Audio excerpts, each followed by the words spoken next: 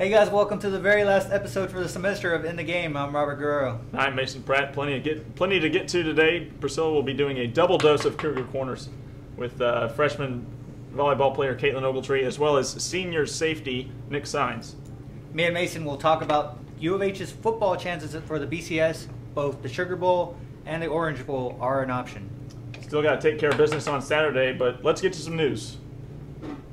And after a 3-0 start, the basketball team drops 3 heartbreakers to LSU, TCU, and Oakland.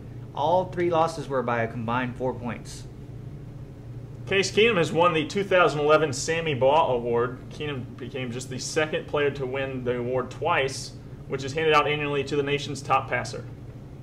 And after a 3-2 win over Rice, the volleyball team wraps up their schedule 19-11. The 48-16 victory over Tulsa this past week. U of H is off to their best start in school history at 12-0. And in their rankings, coming in at 6th. It's the highest they've been ranked since 1990 when they came in at number 3 in the Associated Press poll. The ladies basketball team has been having hard times with injury. They are 0-7 as they start their basketball season. All right, now let's throw it for some highlights.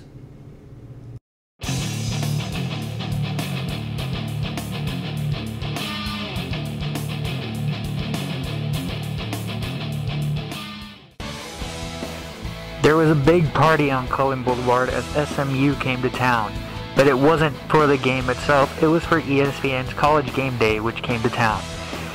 Case Keenum continued to break records as he led number 11 Houston past the Ponies 37-7. The Cougars improved to 7-0 in conference play and 11-0 overall, and relied on its defense more than they have on their offense as of yet. Case Keenum set the football subdivision career record for incompletions and also tied Timmy Chang with 3 seasons of 4,000 yards or more. The men's basketball team dropped a heartbreaker to TCU at Hofheinz Pavilion 81-80 as their valiant effort was cut short by TCU in the final seconds. Alanis Harris had a huge game once again with 16 points, 4 rebounds. Joseph Young came up huge, 14 points and 4 rebounds, and Tayshawn Thomas joined the game with 12 points and 7 rebounds. Up next, the Cougars continue their homestand when they play host to LSU at 7 on Tuesday inside Hofheinz Pavilion. The number 8 Houston Cougars travel to Tulsa to earn their spot in the CUSA Championship and prove they deserve that number 8 ranking. Tulsa was also undefeated in CUSA play coming into the game, giving the game the biggest stakes of all for the Cougars season. They were able to come up on top 48-16 as they set a school season record with its 12th consecutive win. Keenum threw for 457 yards and 5 touchdowns, and Patrick Edwards had another huge game with 181 yards and 4 scores. The Cougars now will face Southern Miss in the CUSA title game and try to go 13-0 as they try and clinch their first BCS bid.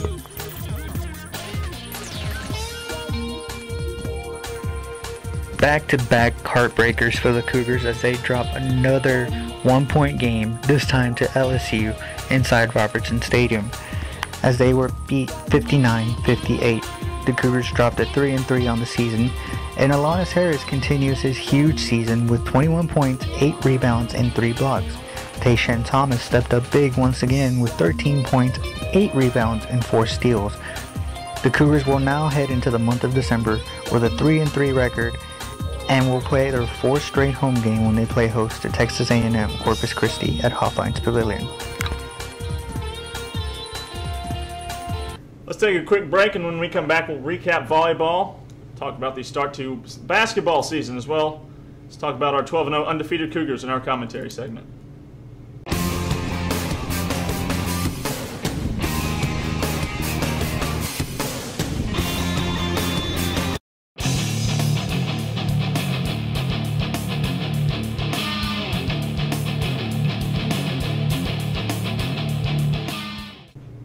All right, welcome back. All right, volleyball wrapped up their season. Successful. They finished 19-11. It was a pretty good season. 11-3 at home. They were pretty good at home, and you hope they can build on that going forward. Yeah, clearly, tough tough to play on the road, traveling all over CUSA. It's not really geographically, close. So, but there was a stretch where they won 8 out of 10, and then they just they hit a rough stretch towards the end of the year, and kind of, I don't want to say fall apart, but obviously had their struggles towards the end of the year. Meanwhile, talking about struggling, women's basketball drops to 0-7 after a blowout loss to TCU. They're having a hard time with injuries. They've only suited up 7 players, I think, their last 4 or 5 games. Yeah, a handful of times, and without your best player, Porsche Landry, she's been out since the second game. So yeah, it's been a struggle for them so far. The only positive you can take out of this is it's non-conference, and of course it's conference that counts. So they could still maybe pull off a miracle and run the table like they did last year. Yeah, they're gonna need either Porsche Landry back or somebody to step up. Meanwhile, men's basketball 3-3. And they're at 500, but I think they're a better team than their record indicates. They're 3 losses by a combined 4 points. 2 1-point losses as of late. They're tough losses. In the last seconds, that one against LSU was tough. You force them to force them to take a bad shot, and then you foul on the offensive rebound. They hit free throws, and you end up having to settle for a half-court shot at the end. So tough way to lose. Tough way to basically close out a homestand before you start going on the road here too. I think it's just a mental thing. That's a very young team. Thibodeau is the only senior on that team. Everybody else seems to be a freshman or a sophomore. Yeah, still very young with Young and Tayshaun Thomas in the starting lineup. They're freshmen and redshirt freshmen. Then Alondas Harris, who was big last year as a freshman, that comes back as having to embrace more of a leadership type role, but he's only a sophomore. And the same thing with the girls. You can attribute these growing pains to them being so young, and hopefully they can get it together in time to win. They lost a lot of talent from that team last year. They went undefeated in conference, but the spotlight obviously going to be on the football team. 12-0 can win. They will look for 13-0 tomorrow. Number 6 in the BCS. Their fate is in their own hands tomorrow. Yeah, this Cougar team. The only thing they know how to do is break records. Case has broken records.